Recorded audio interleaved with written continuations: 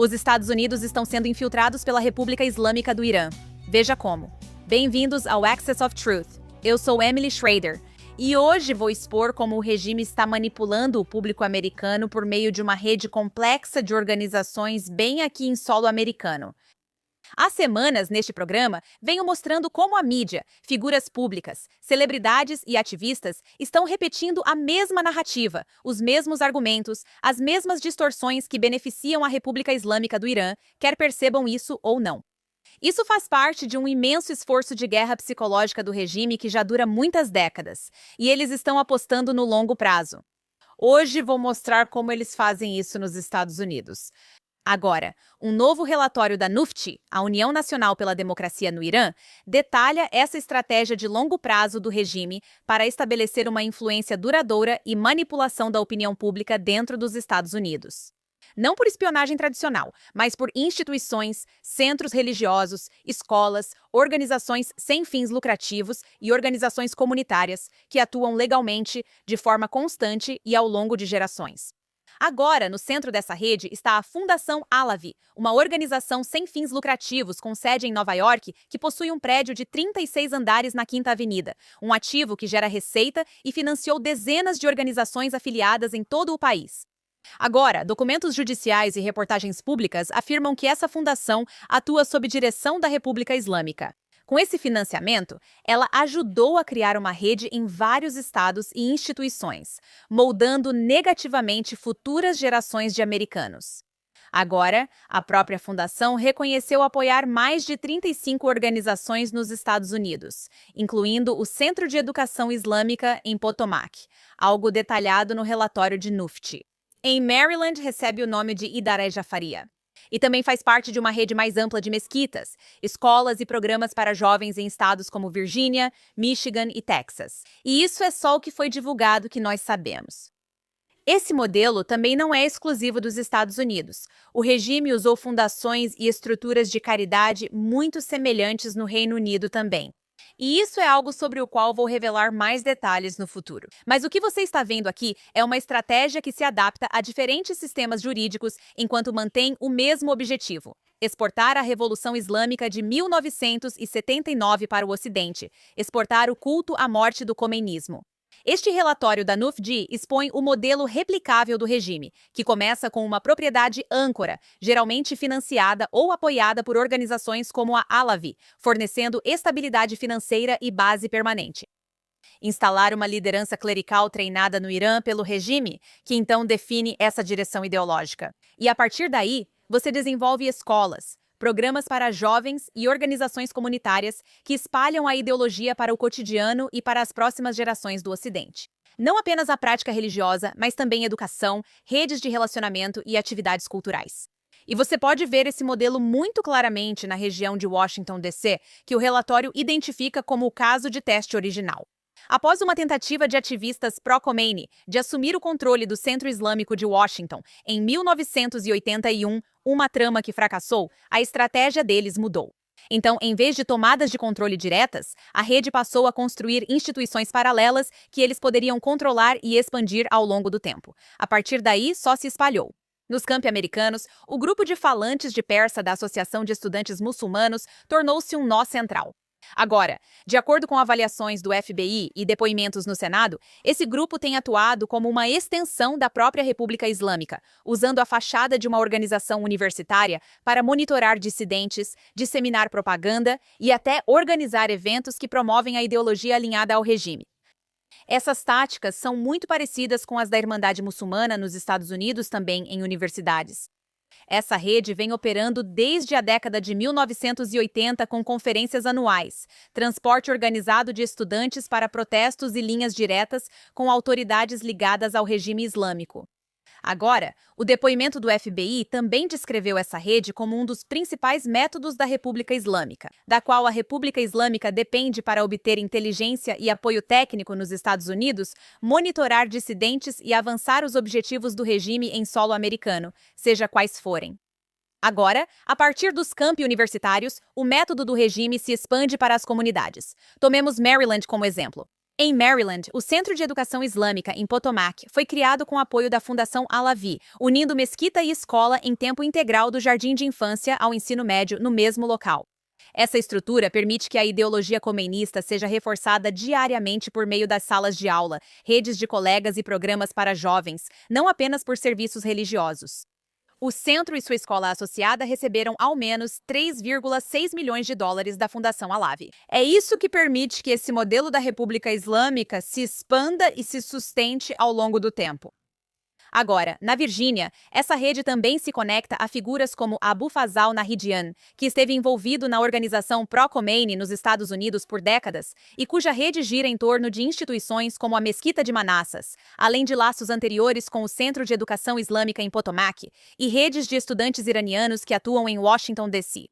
Agora, esse mesmo ecossistema se cruza com o único assassinato em solo americano conhecido por ter sido ordenado pelo Irã, quando Ali Akbar Tabatabai foi morto a tiros em Maryland por Dawood Salahuddin, que tinha ligação com a rede de Nahidyan e operava a partir de um centro estudantil iraniano em Washington, antes de fugir de volta para o Irã, onde permanece até hoje.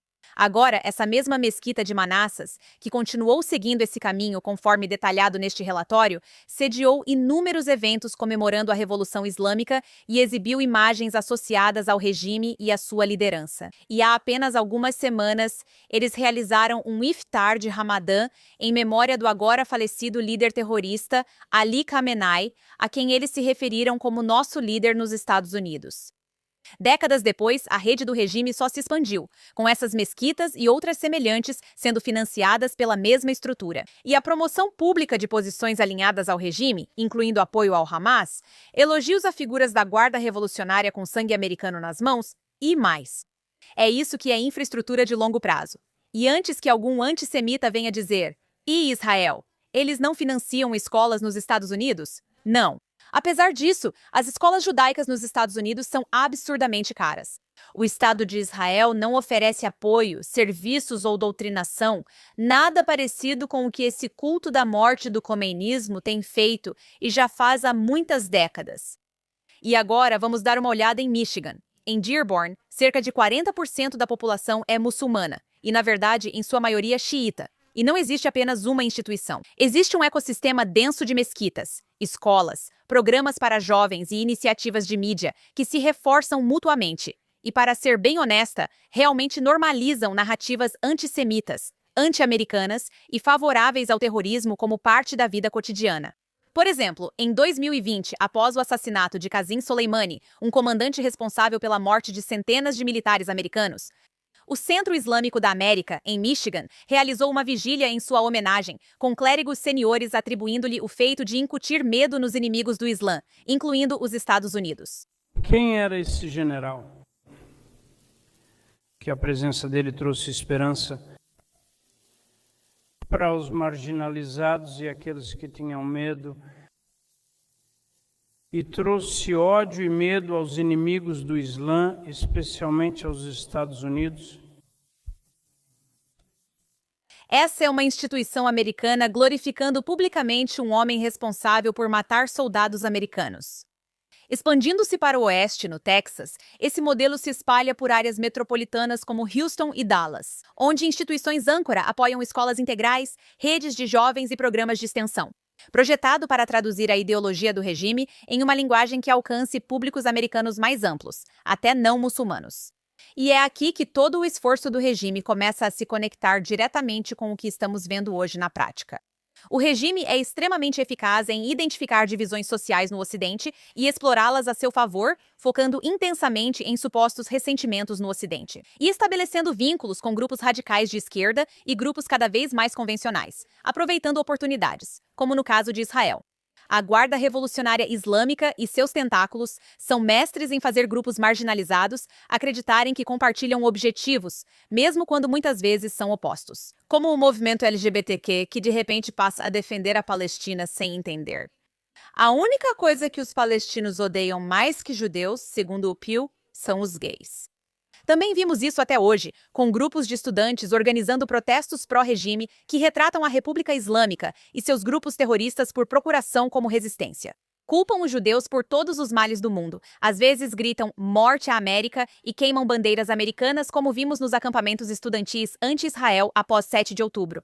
A República Islâmica vai se apegar a uma questão social e amplificar artificialmente a indignação sobre o assunto, especialmente na mídia e nas redes sociais. Tudo para gerar insatisfação dentro da cultura e da sociedade americana.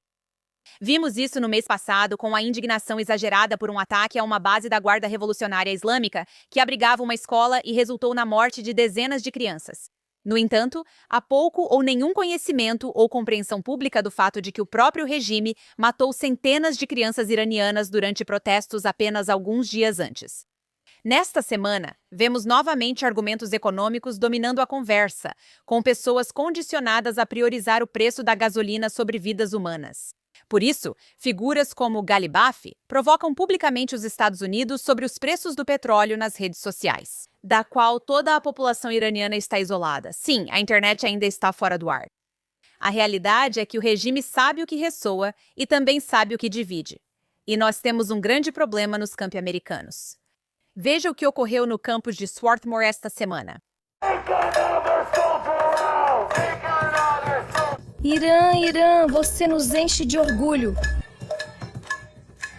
Então, pessoal, estudantes aplaudindo abertamente o Hezbollah, uma organização terrorista designada pelos Estados Unidos e comemorando a morte de soldados americanos. Sério? O relatório da NUFT deixa claro que não são apenas alguns indivíduos mal intencionados. É um sistema deliberadamente construído ao longo de décadas, em vários estados, com dezenas de instituições, milhões de dólares em financiamento e ligações diretas com um regime terrorista ilegítimo no Irã.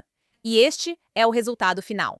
Rede que difunde ideias via instituições, normaliza extremismo em estruturas comunitárias e explora fraquezas das sociedades abertas para fazê-las se voltar contra si mesmas. É hora de acordar e lutar contra esse abuso dos nossos valores como americanos ou como qualquer pessoa que acredita em liberdade, igualdade e valores liberais. Está claro que estamos sob ataque. Quero citar um exemplo desta semana que mostra por que o que discutimos é tão importante agora. O que vimos esta semana sobre o cessar-fogo entre a República Islâmica e os Estados Unidos não foi um erro de comunicação diplomática. É um exemplo ao vivo do mesmo tipo de subversão e manipulação de narrativa que discutimos agora há pouco. Ao anunciar o cessar-fogo, o presidente Trump citou 10 pontos debatidos nas negociações.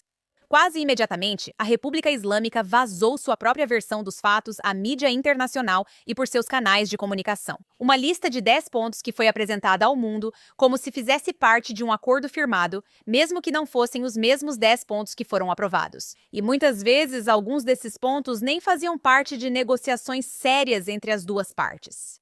Na hora, a mídia ocidental imediatamente abraçou isso. Figuras públicas abraçaram isso. Políticos abraçaram isso. De repente, havia uma conversa global baseada em termos inexistentes, que faziam os Estados Unidos parecerem muito fracos, como se o presidente Trump tivesse fracassado em seus objetivos de guerra. Todo esse esforço foi uma operação psicológica, e nem foi sofisticada.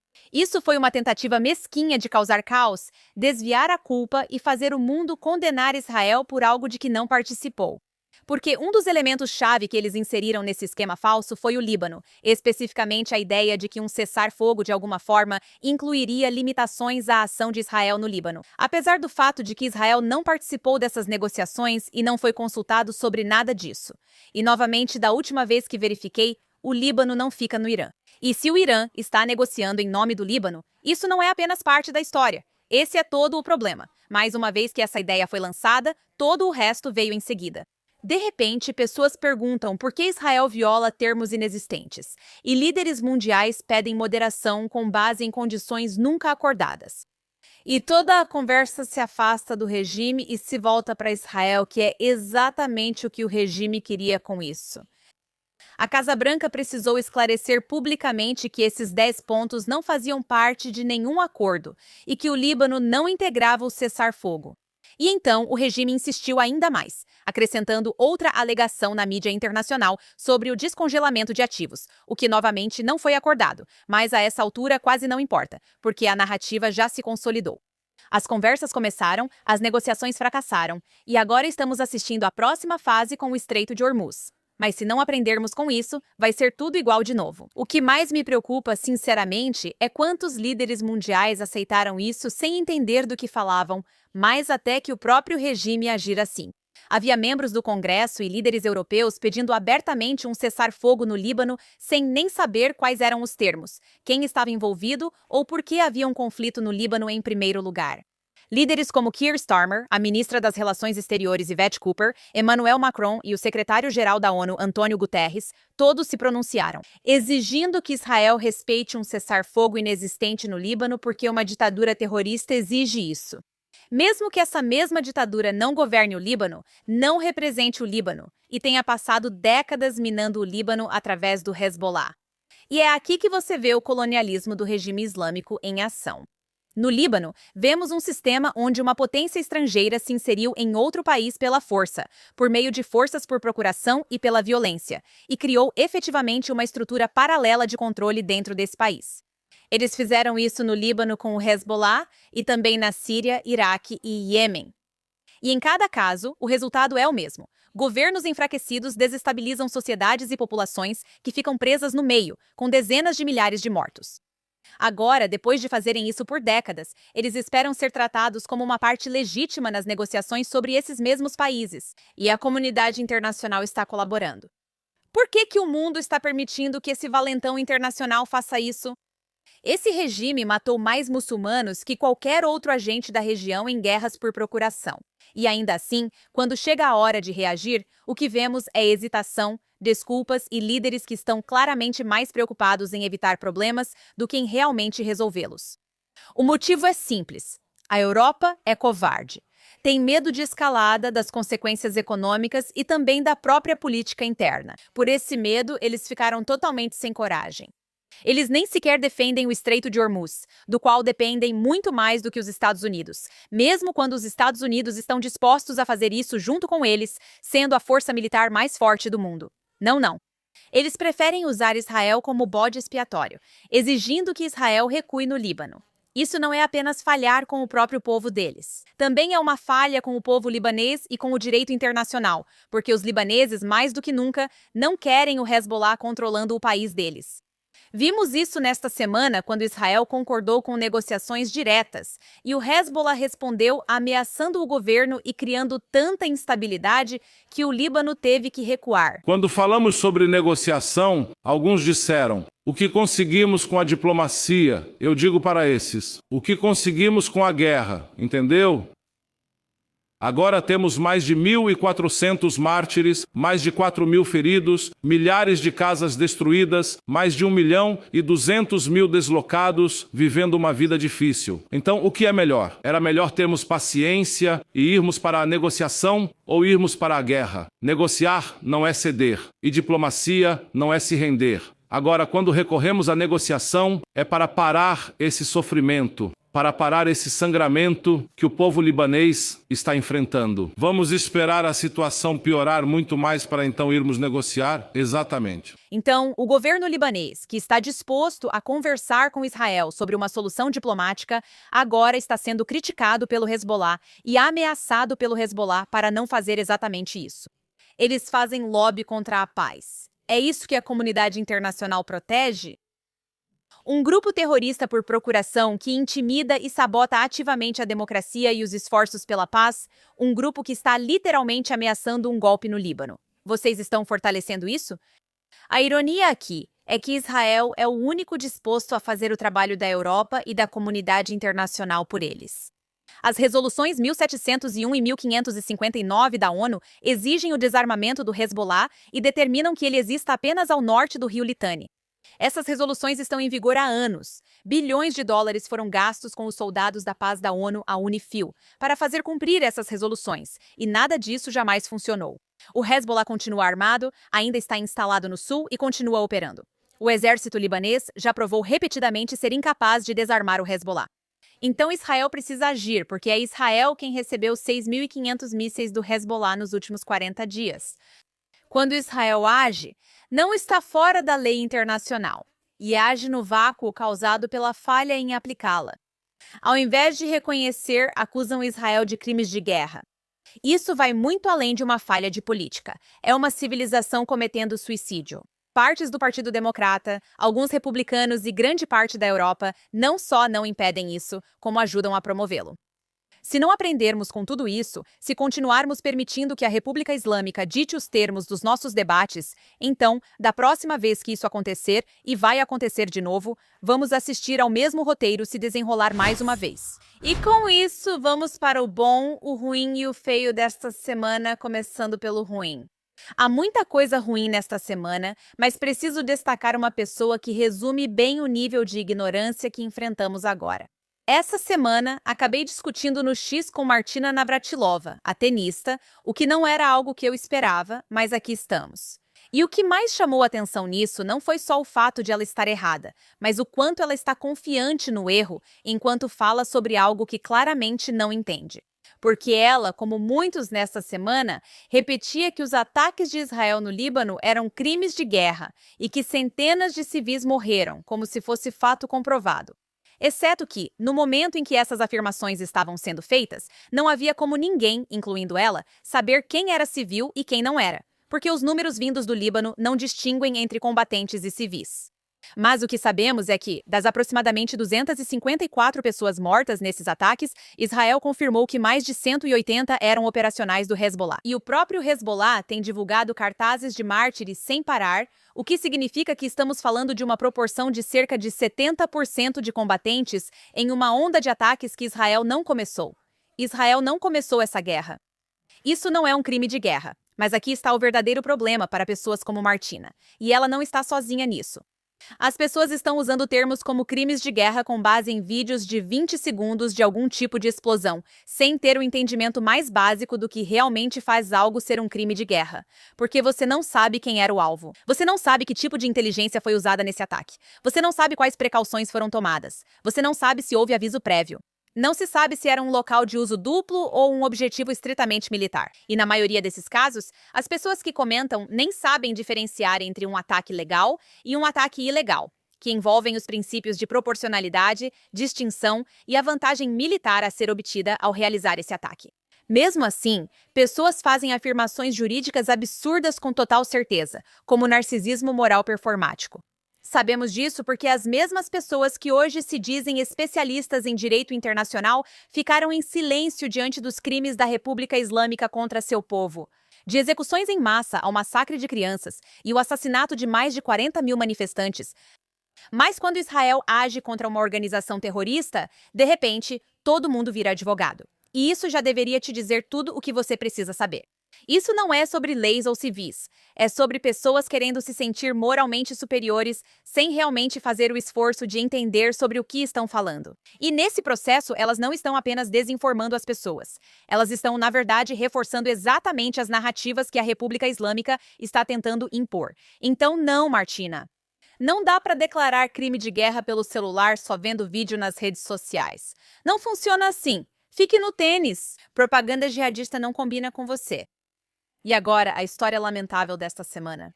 Essa é uma daquelas que é meio difícil de assistir.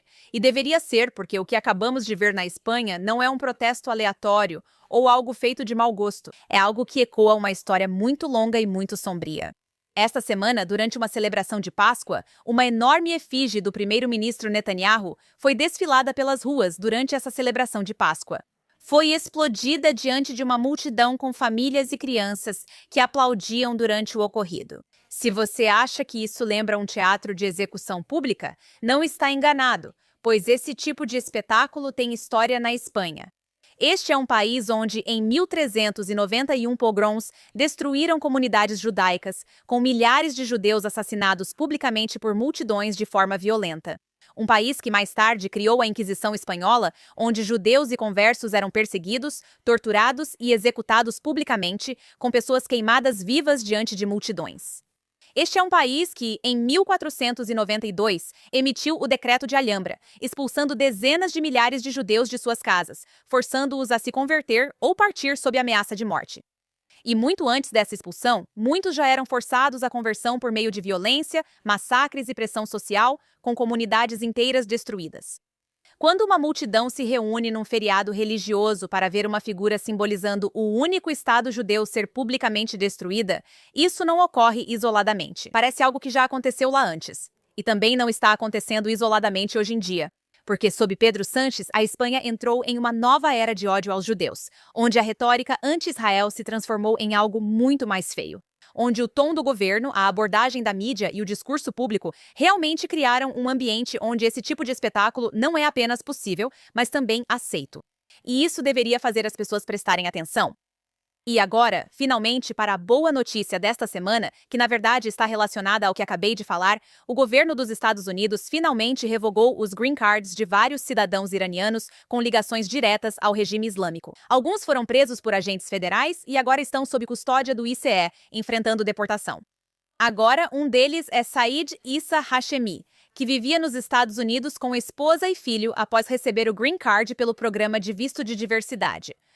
Hashemi é filho de Mazumeh Ebtikar, mais conhecida como Maria Gritante, que foi a porta-voz em inglês dos estudantes iranianos que invadiram a Embaixada dos Estados Unidos em 1979 e mantiveram 52 americanos como reféns por 444 dias.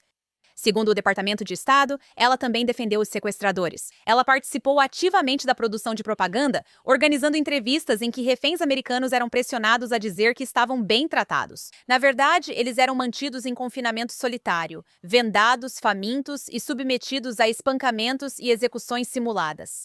Agora, ela era o rosto daquela crise, aparecendo na televisão internacional, defendendo, justificando e distorcendo os fatos para o mundo. E o filho dela vive nos Estados Unidos livre e legalmente há anos.